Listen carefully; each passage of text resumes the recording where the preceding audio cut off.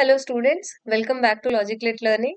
पिछले क्लास में हमने देखा कि कैसे हम अपने स्प्राइट और एनिमी को ओवरलैप कराने के बाद कोई फंक्शन परफॉर्म करा सकते हैं।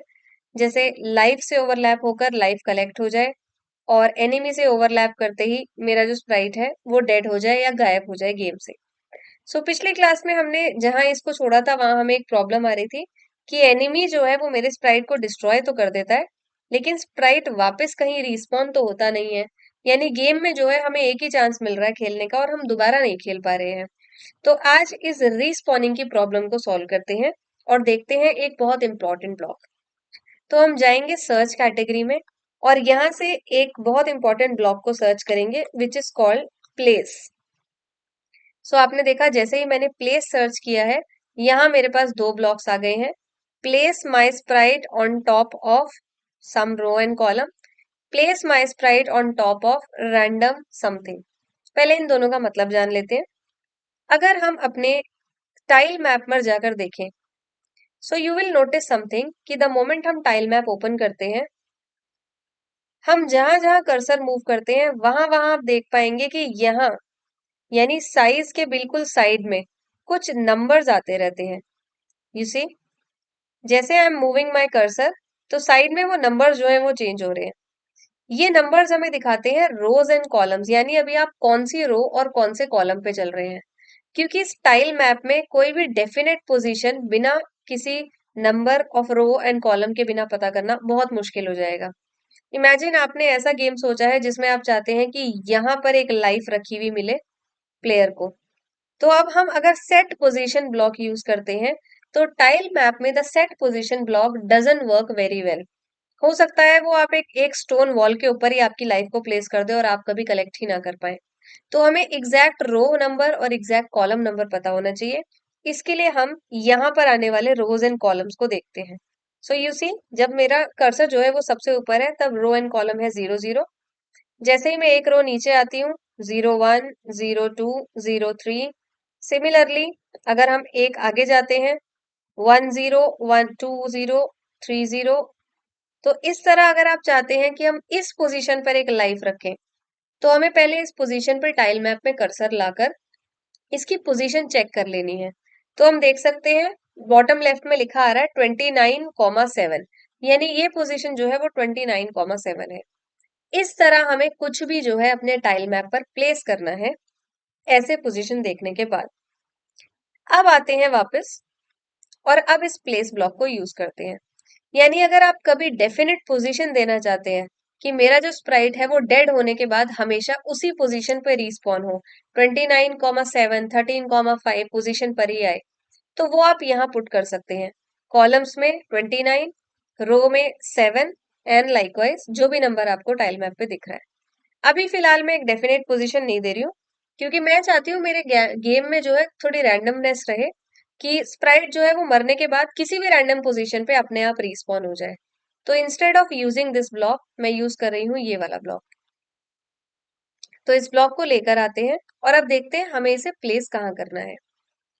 नीचे पिछली क्लास में हमने एक ब्लॉक यूज किया था जो कहता है कि अगर मेरा स्प्राइट जो है वो एनिमी से ओवरलैप हो जाए तो मेरे स्प्राइट को डिस्ट्रॉय कर दीजिए।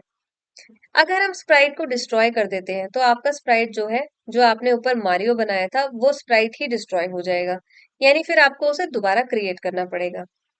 इसलिए इंस्टेड ऑफ डिस्ट्रॉइंग इट, मैं इस ब्लॉक को हटाकर ये ब्लॉक प्लेस कर रही हूँ यहाँ, which is called place my Sprite. इसका मतलब है कि द मोमेंट मेरा जो प्लेयर है वो एनिमी से टच होता है, आप मारियो को वहां से गायब कर दीजिए और जाकर प्लेस कर दीजिए ऑन टॉप ऑफ रैंडम। और यहाँ से हम चूज कर सकते हैं कोई भी टाइल जो मेरे टाइल मैप में है।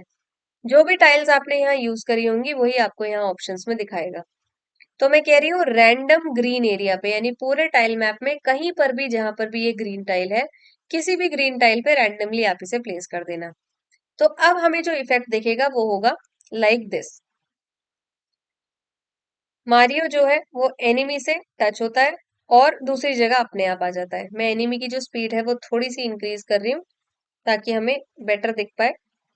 और एक बार फुल स्क्रीन में देख लेते हैं कि मारियो यहाँ पर है, एनिमी आया, टच किया एंड मारियो दूसरी जगह रिस्पॉन हो गया।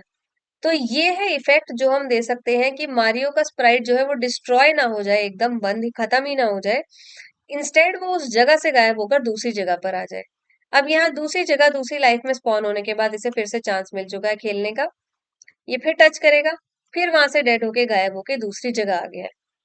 अगर आपको ऐसा लग रहा है कि अचानक से जो है स्प्राइट टच करता है मेरे एनिमी से और एकदम से पोजीशन चेंज हो जाती है और हमें पता ही नहीं चलता कि क्या हो रहा है, यानी हमें अचानक से समझ नहीं आता, बहुत फास्ट हो रहा है ये, तो आप इसमें एक ब्लॉक यूज कर सकते हैं which is called pause block.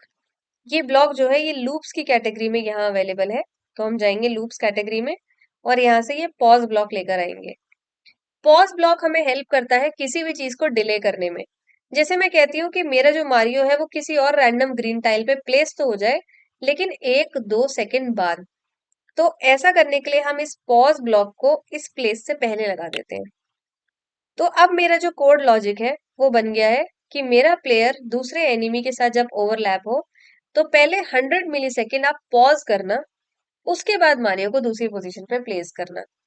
तो इसको थोड़ा सा बढ़ाकर देख लेते हैं, जैसे मैं कह रही हूँ 2 सेकेंड्स, ताकि हमें इफेक्ट क्लियर दिख पाए। अब एक बार इसका इफेक्ट देख लेते हैं। टच्ड, 2 सेकेंड्स, नाउ दूसरी पोजीशन पे आया है। तो ऐसे आप किसी भी इफेक्ट को डिले कर सकते हैं यूजिंग दिस पॉज ब्लॉक। आप इस ब्लॉक को कहीं भी यूज कर सकते हैं जहां आप चाहते हैं कि अचानक से कोई इवेंट होने से पहले मुझे 1, 2, 5 कितने भी सेकंड का ब्रेक मिल जाए। मैं फिलहाल इसे कर रही हूँ जस्ट 1 सेकेंड, क्योंकि टच करने के बाद 1 सेकेंड इज इनफ इफेक्ट दिखाने के लिए। And gone, gone. So you see, this is how we can use pause block to delay something. अब यही सेम प्लेस ब्लॉक जो है मैं अपनी लाइफ के लिए भी यूज कर रही हूँ। तो हम इसे राइट क्लिक करके कर लेते हैं डुप्लीकेट, और डुप्लीकेट करके इसे यहाँ ले आते हैं। तो हम कहते हैं लाइफ का जो स्प्राइट है जो हमने एक बार बना दिया, आप उसे भी डिस्ट्रॉय मत करना, आप उसे कहीं और प्लेस कर लेना। तो मैं कहती हूँ place life on top of किसी और रैंडम टाइल के ऊपर। तो मैं कह रही हूँ ऐसे ही कहीं ग्रीन एरिया में रैंडमली कहीं पर भी प्लेस कर देना। तो अब हमारे लिए क्या होगा, ये गेम थोड़ी सी और अच्छी हो जाएगी, क्योंकि हमें ऑब्वियस स्पेस नहीं पता होगा कि ये लाइफ कहाँ है। एक बार तो मैंने कलेक्ट कर लिया, अब इस एक बार कलेक्ट करने के बाद हमें नहीं पता होगा कि ये लाइफ कहाँ पर अपीयर हुई है, क्योंकि हमने कहा है रैंडमली ग्रीन टाइल पे कहीं पर भी अपीयर हो जानी चाहिए। तो गेम का जो लेवल है वो थोड़ा सा बेटर हो जाएगा, क्योंकि अब हमें ढूंढना पड़ेगा इस लाइफ को, हमें ये पता नहीं होगा कि कहाँ पे प्लेस्ड है। So this is how you can change position of sprites on a tile map using the place block. तो अब हमें ये ध्यान रखना है कि जब भी हमें कोई भी स्प्राइट की पोजीशन चेंज करनी है तो हमें प्लेस ब्लॉक यूज करना है, ना कि set position. So this was all about using the place block to place sprites randomly on the tile map. Next video में फाइनली हम देखेंगे दैट पोर्शन जिसका हम पिछले 2-3 वीडियो से वेट कर रहे हैं, कि एक्चुअली ये जो लाइव्स हम कलेक्ट कर रहे हैं इनको यूज कैसे करना है। यानी हमें दिखाना कैसे है कि 1 लाइफ, 2 लाइफ, 3 लाइफ रह गई हैं, and when is the game going to get over. So thanks for watching, stay tuned.